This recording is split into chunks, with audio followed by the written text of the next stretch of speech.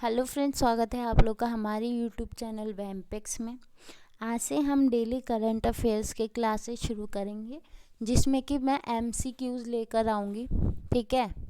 और आप लोगों को हमारे क्वेश्चन एंड एक्सप्लेनेशन की फ़ाइल जो है वो सीधे टेलीग्राम ग्रुप में मिल जाएगी, तो आप लोग टेलीग्राम पर जाकर डाउनलोड कर लेना।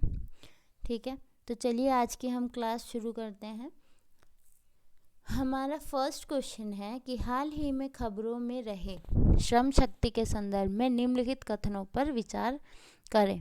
तो पहला कथन, जनजातीय मामलों के मंत्रालय ने प्रवासी श्रमिकों के लिए श्रम शक्ति डिजिटल डेटा समाधान लॉन्च किया है।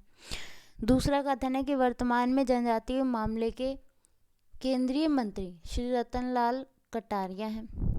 और तीसरा कथन है कि श्रम शक्ति उन डेटा गैप को दूर करने और उन प्रवासी श्रमिकों को सशक्त बनाने में सफल होगी जो आमतौर पर रोजगार और आय सृजन की तलाश में पलायन करते हैं।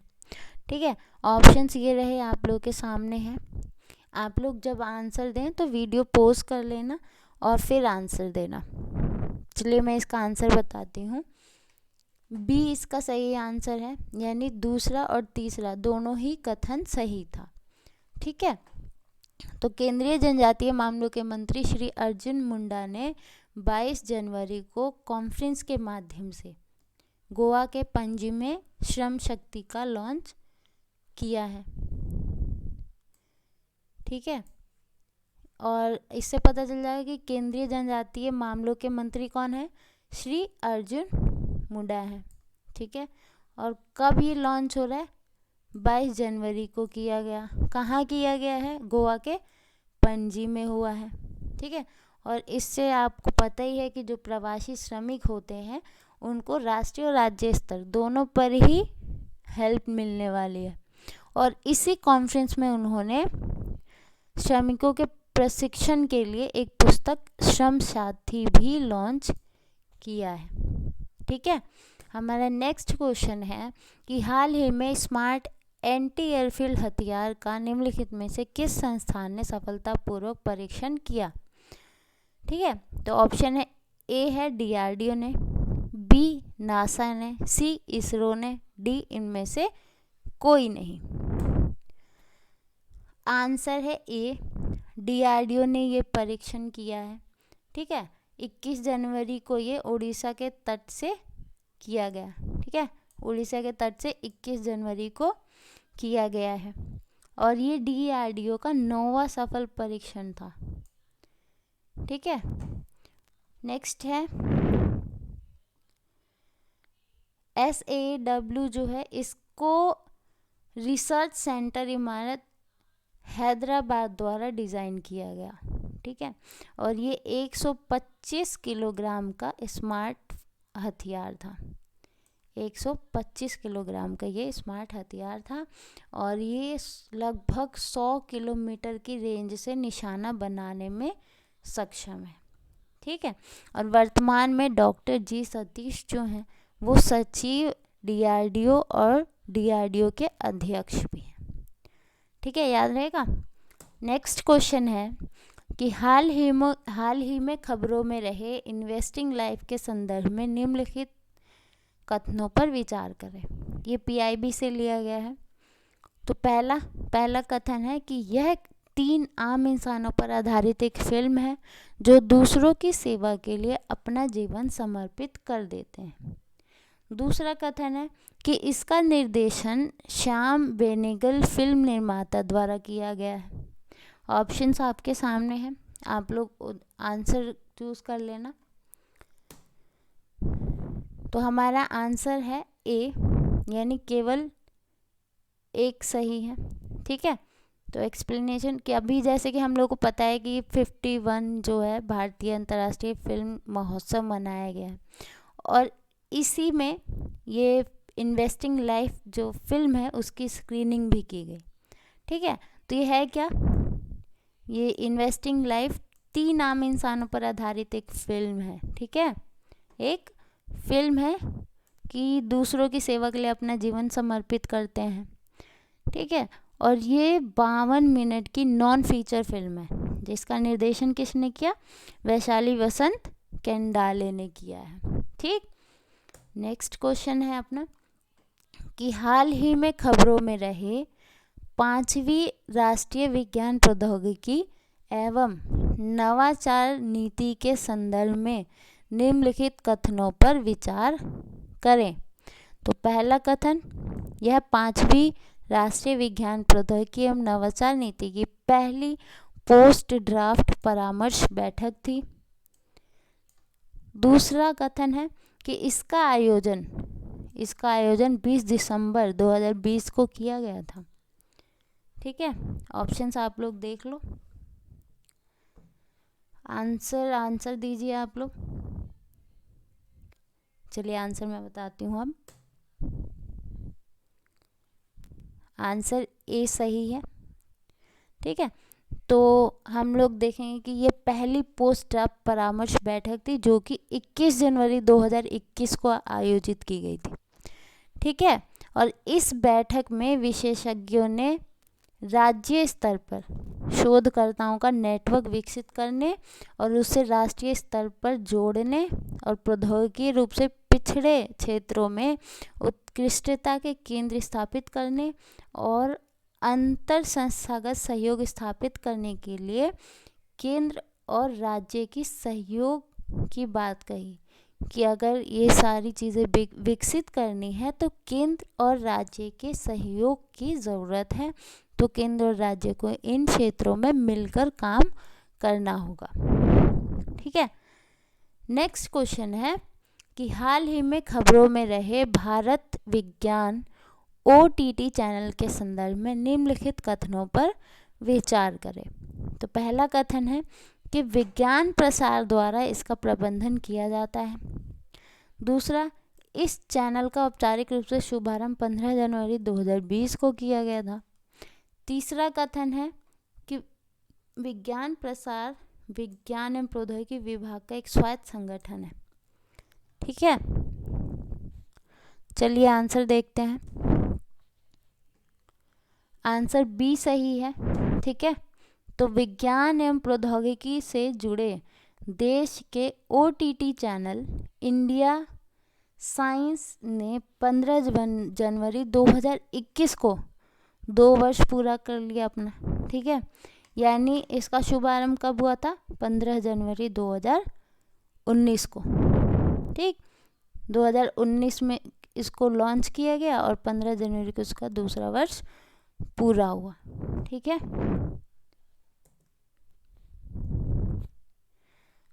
अब जो OTT है ये बहुत न्यू टेक्निक्स वाली है। ठीक है, और इसका जो मेन उद्देश्य है वो है वैज्ञानिक नागरिकों में वैज्ञानिक जागरूकता और चेतना को पैदा करना। ठीक है, इसका मुख्य उद्देश्य है। नेक्स्ट क्वेश्चन है कि हाल ही में निम्नलिखित में से किन जाने माने लोकप्रिय भजन गायक का निधन हुआ है? ठीक है, ऑप्शन है हमारे पास। Option A Om Puri, option B we Shanta, option C Narendra Chanchal, option D इनमें से कोई नहीं। तो आंसर है नरेंद्र चंचल जी। इनका अभी कुछ दिनों पहले निधन हो गया। ठीक है, और इनका जो जन्म है वो 16 अक्टूबर 1940 को हुआ था और ये बहुत बड़े गायक थे और भारत के जाने माने गायक रहे जो कि धार्मिक गीत और भजन गाया करते थे। ठीक है, और इन्होंने कई फिल्मों में भी गीत गाए। ठीक है, ठीक है, नेक्स्ट है कि हाल ही में खबरों में रहे रीसा के संदर्भ में निम्नलिखित कथनों पर विचार करें। ये इंडियन एक्सप्रेस से लिया गया है। तो कथन 1, रीसा अरुणाचल प्रदेश के स्वदेशी जनजातीय समुदाय द्वारा इस्तेमाल किया जाने वाला प्रथागत हाथ से बुना हुआ कपड़ा होता है। कथन 2, रीसा का उपयोग सिर पर पहने जाने वाले वस्त्र, पगड़ी, दुपट्टे, महिलाओं के ऊपरी बदन के कपड़े के रूप में किया जाता है। ठीक है, ऑप्शन है हमारे पास ये, आप लोग देखिए। तो उत्तर बी सही है। उत्तर बी यानी केवल दूसरा, कि रीसा का उपयोग सिर पर पहने जाने वाले वस्त्र, कपड़े, दुपट्टे और महिलाओं के ऊपरी बदन को ढकने वाले कपड़े के रूप में किया जाता है। ठीक है। अभी जो त्रिपुरा के मुख्यमंत्री विप्लव कुमार जी हैं, उन्होंने रीसा के टेक्सटाइल को बढ़ाने के लिए स्टेटमेंट दिया है। ठीक है। तो रीसा बेसिकली है क्या, वो त्रिपुरा के जो स्वदेशी जनजातीय समुदाय होते हैं, जो वहाँ के स्थानीय समुदाय होते हैं, वो लोग इसे हाथ से बुनते हैं और ये कपड़ा होता है जिसको वस्त्र, पगड़ी, दुपट्टे के रूप में यूज़ किया जाता है। ठीक है। और ये प्रतिष्ठित जो सम्मान किसी को देना हो तो उसके लिए भी उपयोग किया जाता है। और इसका हम लोग देखेंगे कि ये बहुत खूबसूरत रूप से डिज़ाइन किया जाता है। और इस पर, और जो त्रिपुरा की किशोरियाँ होती हैं जो 12 से 14 साल की होती हैं, तो उसमें रीसा सेरेमनी किया जाता है। ठीक है। तो जब 12 से 14 साल की किशोरियाँ होती हैं, उनको रीसा का कपड़ा पहनाया जाता है और फिर एक त्योहार की तरह उसे मनाया जाता है। ठीक है। और ये शादी त्योहारों में भी यूज़ किया जाता है। और यहाँ पर जो रीसा की स्त्रियां हैं, उनके मुख्य रूप से 3 पोशाक होते हैं, जिसमें से एक रीसा है। ठीक है। और 2 अन्य कौन कौन से हैं, रेगनाई और रिकुट। रेगनाई और रिकुट उनके 2 अन्य श्रृंगार हैं। ठीक है, पोशाक जिसे कहते हैं। हमारा 8वां क्वेश्चन है, नियामक अनुपालन पोर्टल के संदर्भ में। नियामक अनुपालन पोर्टल के संदर्भ में निम्नलिखित कथनों पर विचार करें। पहला कथन है, कारोबारियों और नागरिकों के लिए नियामक अनुपालन आसान करने के लिए विनियामक अनुपालन पोर्टल शुरू किया गया है। दूसरा कथन है कि यह पोर्टल सभी केंद्रीय और राज्य स्तरीय अनुपालनों के लिए एक केंद्रीय ऑनलाइन रिपॉजिटरी के रूप में भी कार्य करेगा। हमारे ऑप्शन ए केवल 1, ऑप्शन बी केवल 2, ऑप्शन सी 1 और 2 दोनों, ऑप्शन डी न तो 1 और न ही दोनों। तो आंसर सी सही है, 1 और 2 दोनों ही सही हैं। ठीक है। क्योंकि उद्योग और आंतरिक व्यापार संवर्धन विभाग ने ये पोर्टल लॉन्च किया है। पोर्टल का नाम क्या है, नियामक अनुपालन पोर्टल। ठीक है। और इससे क्या होगा, नागरिकों, उद्योगों और सरकार के बीच में एक मीडिएटर का काम करेगा। ठीक है।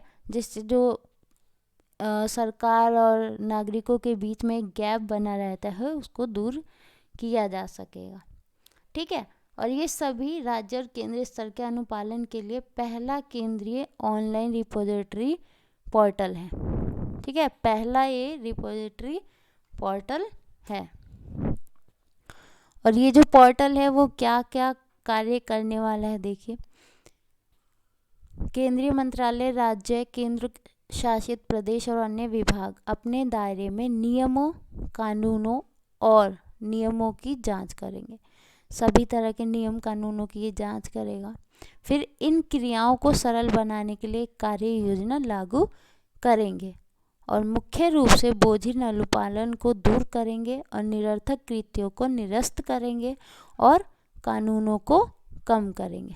ठीक है, क्या करेंगे, बोझिल अनुपालनों को दूर करेंगे, निरर्थक कृत्यों को निरस्त कर देंगे और कानूनों को कम करेंगे। ठीक है। हमारा नेक्स्ट है कि इन कार्यों को पोर्टल द्वारा ट्रैक किया जाएगा। ठीक है, ये जो पोर्टल है वो ट्रैक भी करेगा। ठीक, पोर्टल CII के हितधारकों को भी अनुपालन और सिफारिशें प्रस्तुत करने की अनुमति देगा। ठीक है, CII यानी भारतीय उद्योग परिसंघ को भी सिफारिशें और अनुपालन को प्रस्तुत करने की अनुमति देगा। 9वां, हाल ही में खबरों में रहे मेहनत को सम्मान, अधिकार एक सम्मान के संदर्भ में निम्नलिखित कथनों पर विचार करें। तो पहला कथन है कि गृह मंत्रालय का 26 जनवरी 2021 की गणतंत्र दिवस परेड के लिए झांकी का विषय मेहनत को सम्मान, अधिकार एक सम्मान है। दूसरा कथन है कि इस झांकी का अन्य थीम स्वस्थ श्रमिक स्वच्छ भारत है। ऑप्शंस देखिए, ऑप्शन है ए केवल एक, ऑप्शन बी केवल दो, ऑप्शन सी एक और दो दोनों सही हैं, डी न तो एक और ना ही दो, कोई सही नहीं है। तो आंसर है कि श्रम और रोजगार मंत्रालय ने इस साल गणतंत्र दिवस पर परेड निकालने के लिए एक झांकी तैयार करी है, और ये जो झांकी है, ठीक है, श्रम सुधारों को चित्रित करने वाला है। ठीक है, किसको? श्रम सुधारों को। तो झांकी का विषय क्या है? मेहनत को सम्मान और अधिकार एक सम्मान, और इसका इंग्लिश क्या है? Respect for hard work and equal right for all. ठीक है, और झांकी का जो माध्यम है वो विभिन्न, मतलब उसका जो मध्यम भाग है वो विभिन्न उद्योगों के श्रमिकों को प्रदर्शित करेगा, दिखाएगा कि विभिन्न उद्योगों के श्रमिक किन किन परिस्थितियों में है या उसमें क्या क्या सुधार किए गए। ठीक है, नेक्स्ट क्वेश्चन है हमारा कि हाल ही में खबरों में रहे अभ्यास कवच के संदर्भ में निम्नलिखित कथनों पर विचार करें। तो हमारा पहला कथन है कि अंडमान एवं निकोबार कमान के तहत एक बृहद संयुक्त सैन्य अभ्यास कवच संचालित किया जाएगा। दूसरा, संयुक्त बल कमान अंडमान एवं निकोबार कमान में भारतीय सेना, भारतीय नौसेना, भारतीय वायुसेना एवं भारतीय तटरक्षक शामिल होते हैं।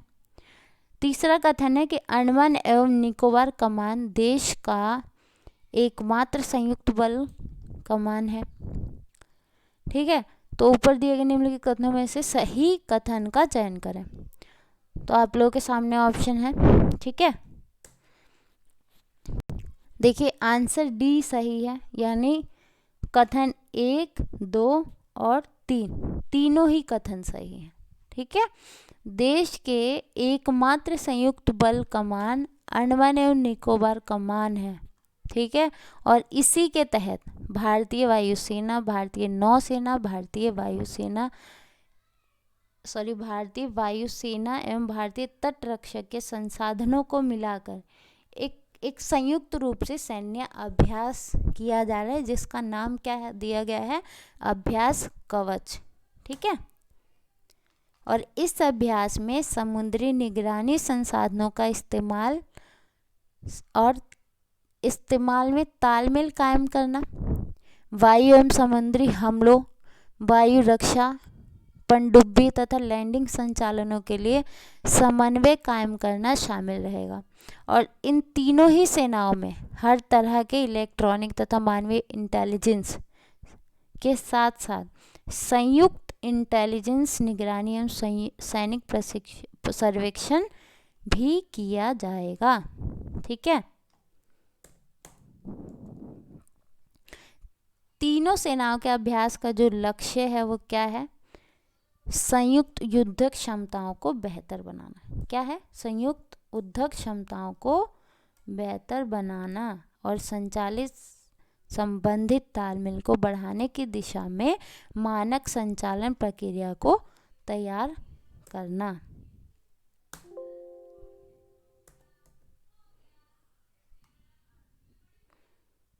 Thank you friends, thank you for watching my video. और ऐसे ही आप लोग हमारे साथ जुड़े रहिए, और डेली मैं करंट अफेयर्स की क्लासेस लेकर आने वाली हूँ। ठीक है, तो फटाफट चैनल को लाइक कीजिए, सब्सक्राइब कीजिए एंड वीडियो शेयर कीजिए, ताकि अधिक से अधिक लोगों के पास ये पहुँच जाए।